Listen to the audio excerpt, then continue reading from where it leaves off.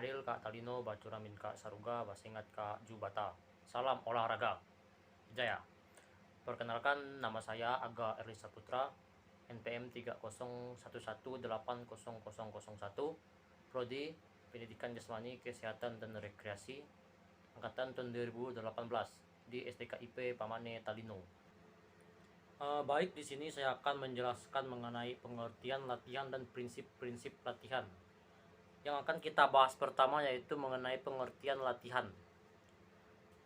Pengertian latihan yaitu merupakan suatu kegiatan olahraga yang sistematis dalam waktu yang panjang, ditingkatkan secara bertahap dan perorangan, bertujuan untuk membentuk manusia yang berfungsi fisiologis dan psikologisnya untuk memenuhi tuntutan tugas.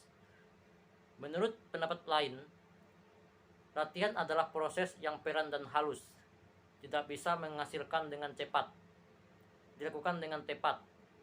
Latihan menuntun timbulnya perolehan dalam jaringan dan sistem, perubahan yang berkaitan dengan perkembangan kemampuan dalam olahraga.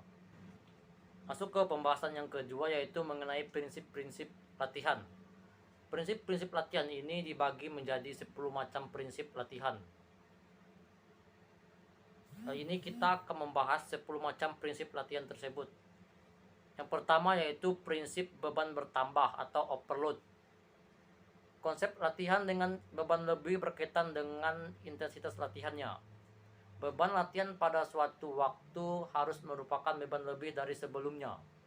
Sebagai cara mudah untuk mengukur intensitas latihan adalah dengan menghitung denyut jantung saat latihan. Terus prinsip latihan yang kedua yaitu prinsip spesialisasi. Yang dimaksud dengan prinsip spesialisasi atau kekhususan latihan adalah latihan yang dikhususkan sesuai dengan kebutuhan pada setiap cabang olahraga dan tujuan latihan pada cabang olahraga tersebut. Prinsip yang ketiga yaitu prinsip perorangan atau individu. Prinsip individu atau perorangan menjelaskan bahwa latihan harus memperhatikan dan memperlakukan atlet sesuai dengan tingkat kemampuannya masing-masing atau potensinya masing-masing, dan belajar kekhususan cabang olahraga yang dikuasai oleh atlet tersebut. Seluruh konsep latihan harus direncanakan sesuai dengan karakteristik fisiologis atlet, sehingga tujuan latihan dapat ditingkatkan secara wajar. Adapun prinsip latihan yang keempat yaitu prinsip variasi. Menurut pendapat Bompa, latihan harus bervariasi dengan tujuan untuk mengatasi suatu latihan yang monoton dan kebosanan dalam latihan. Prinsip latihan yang kelima yaitu prinsip beban meningkat bertahap. Menurut Bompa menyatakan bahwa overtraining adalah keadaan patologis dalam latihan. Keadaan tersebut merupakan akibat dari tidak seimbangnya antara waktu latihan dan waktu pulih asal. Sebagai konsekuensi, keadaan tersebut akan berakibat kelelahan pada atlet yang tidak dapat kembali asal. Maka overkompensasi tidak akan terjadi dan dapat mencapai keadaan kelelahan. Prinsip latihan yang keenam yaitu prinsip perkembangan multilateral. Prinsip perkembangan multilateral adalah perkembangan multilateral berbagai unsur lambat laun sebagai saling bergantung antara seluruh organ dan sistem tubuh pada manusia, serta antara proses fisiologis dan psikologis. Kebutuhan perkembangan multilateral muncul untuk diterima sebagai kebutuhan dalam banyak kegiatan pendidikan dan usaha manusia. Prinsip latihan yang ketujuh yaitu prinsip latihan pulih asal atau recovery. Pada waktu menyusun program latihan yang menyeluruh, harus mencantumkan waktu pemulihan yang cukup.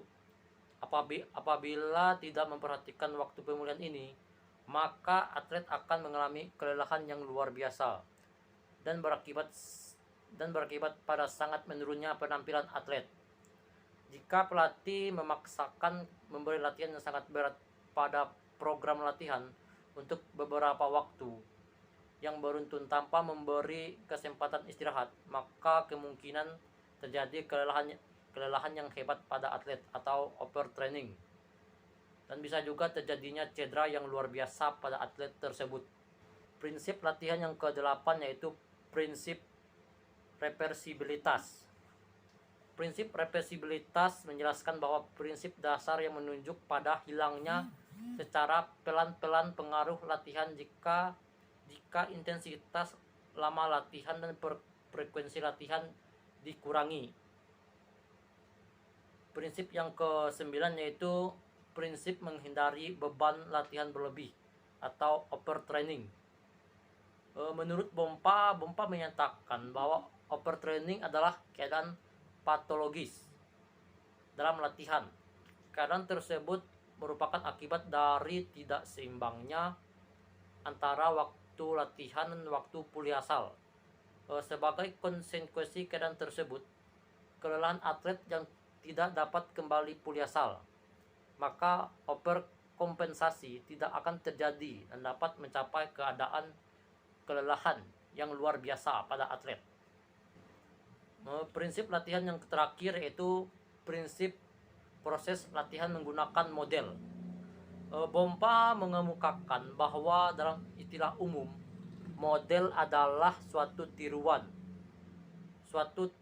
dari aslinya, memuat bagian khusus suatu fenomena yang diamati atau diselidiki.